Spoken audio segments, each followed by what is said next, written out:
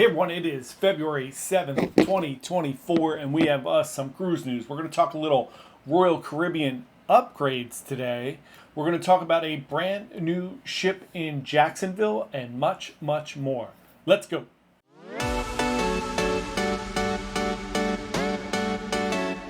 Hey everyone, John here from Bite Size Cruises. Welcome back to the channel. Today is February 7th, 2024. We're doing a little bit of cruise news today, and we're going to kick things off with a little Norwegian cruise line news. We did a little short on this yesterday, but wanted to go into a little more detail today. So Norwegian is going to be home porting the Gem in Jacksonville. Now, Jacksonville has one cruise ship currently. It is a Carnival ship. I believe it's the Magic that ports out of Jacksonville. This is really exciting as we see more and more ports getting a variety of ships, which is going to give not only locals, but people who are maybe adjacent or somewhere in Florida, the ability to get on more cruise lines and more cruise ships. I love this. I've never gone out of the port of Jacksonville, but now that Gem is going to be down there, I think I might go down there and try Gem. I don't know. It looks like it's probably going to be doing just 7-day cruises, but I have to look into it a little bit today. I would love to do maybe a 3 or 4 day cruise on Gem. I've been on Gem twice already. I really like that ship. It is an older Norwegian cruise ship, but it's still a really great ship. So I would love to check that out on just a few day trip, and I'd love to check out the port of Jacksonville. So that's going to be starting in early November of 2025, and the contract is running through 2028. So Gem is going to be down there for those 3 years. That's very, very exciting. Next up, MSC has solidified its plan and agreement with Galveston to put the 4th cruise terminal there. So this cruise terminal is going to be done sometime in 2026, early 2026. This is a 20-year agreement that starts in late 2025, which is when Seascape's going to be down there. So I'm guessing Seascape's going to be using the current terminal until the new terminal is done. There is a possibility that it could be used by other cruise lines. This is a $142 million project. $42 million for the parking structure, and then $100 million to refurb the huge warehouse that's down there that they're going to make the new cruise terminal into. So this is really exciting. I'm excited to see how they're going to kind of make this work. I'm excited to see if there's going to be infrastructure upgrades. As you know, I just got back from Carnival Jubilee down in Galveston. Did not have a great time getting to and from the port from the airport.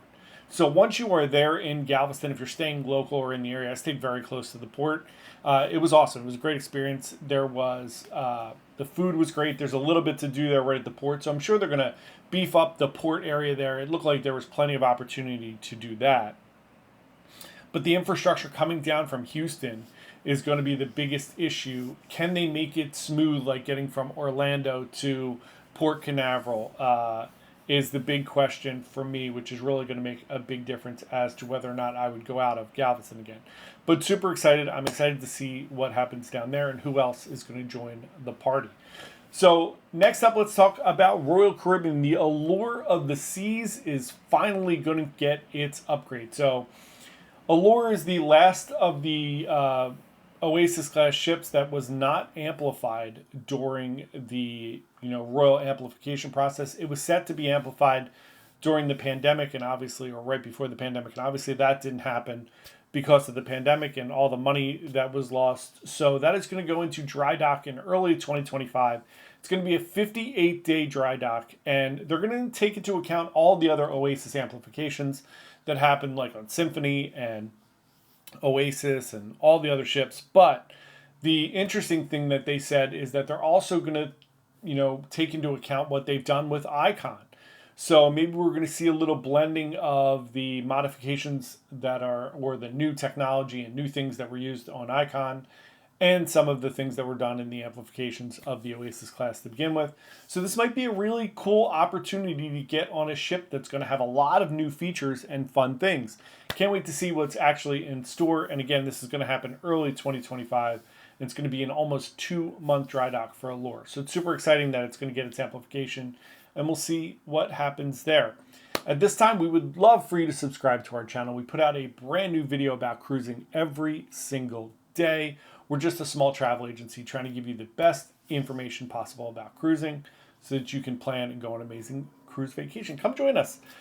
So last bit of cruise news is Washington, D.C. is getting its first cruise ship as a home port. This is going to be an American Cruise Line ship. It's going to be a river cruise ship, and it's going to be doing American Revolutionary tours. So it's going to be cruising up and down the coast there, showing you things about the Revolutionary times and the Revolutionary War.